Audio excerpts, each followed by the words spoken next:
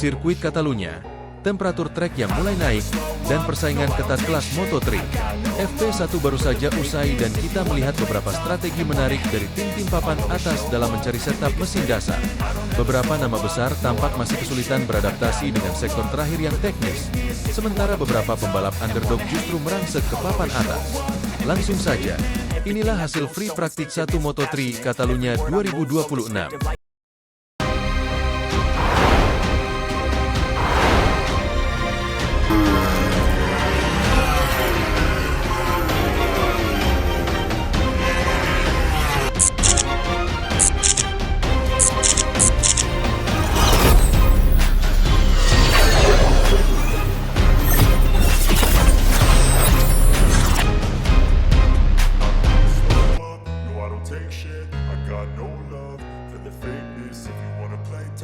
Drama langsung tersaji di sesi pembuka. Sirkuit Barcelona Catalunya benar-benar membuat garasi Honda Tim Asia tegang di awal-awal FP1 Moto3 2026. Di saat Feda Ega Pratama tampak sangat kesulitan menemukan ritme dan grip terbaiknya, nasib sial justru menimpa sang rekan setim, Zenosuke Mitani, yang harus mengalami crash. Namun di sisi lain, pembalap Asia Tenggara lainnya, Hakim Danish, justru tampil menggila dan berhasil merangsek ke posisi 3 besar. Di menit ke-15, Danish memimpin di posisi pertama, sementara Feda di posisi 15. Setelah melewati drama di menit-menit awal, posisi di papan waktu akhirnya mulai mengunci.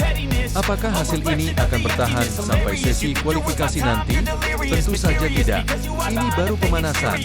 Tapi dari FP1 ini, kita sudah bisa melihat siapa yang langsung nyetel dengan sirkuit Catalunya. Berikut adalah hasil akhir babak Free Practice 1 Moto3 Catalunya 2026. Dan inilah hasil akhir resmi yang mengejutkan dari sesi Free Practice 1 Moto3 Catalunya 2026. Di posisi pertama, ada Hakim Danish yang tampil luar biasa. Ia sukses melesat di menit-menit akhir sesi untuk mengamankan tempat tertinggi. Di posisi kedua, ditempati oleh Adrian Fernandez yang sempat mendominasi di awal namun harus puas tergeser ke tempat kedua. Selanjutnya di posisi ketiga, ada Alvaro Charpe yang tampil konsisten sepanjang sesi dan sukses mengunci posisi 3 besar. Lalu di posisi keempat, kejutan datang dari Richo Salmela yang menunjukkan progres sangat impresif. Dan melengkapi dominasi barisan depan, di posisi kelima ada Adrian Chruches yang tampil solid mempertahankan peringkatnya di 5 besar. Apresiasi luar biasa wajib kita berikan kepada Hakim Danish. Pembalap asal Malaysia ini menunjukkan ketenangan luar biasa di atas trek Catalunya yang sulit, mengungguli nama-nama besar seperti Fernandez dan Alvaro Charpe. Lalu, bagaimana dengan barisan tengah dan para pembalap unggulan lainnya? Rider andalan Red Bull KTM Ajo, Maximo Quiles, harus puas berada di posisi ke-12 setelah mencatatkan waktu 1 menit 19,086 detik.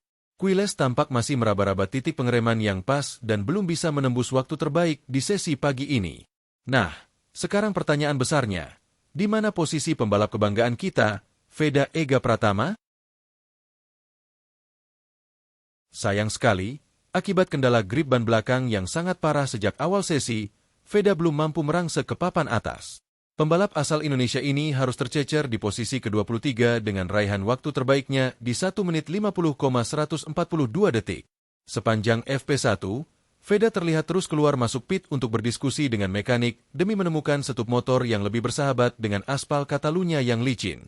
Selisih waktu yang cukup jauh ini menunjukkan bahwa motornya memang belum mendapatkan kestabilan yang diinginkan.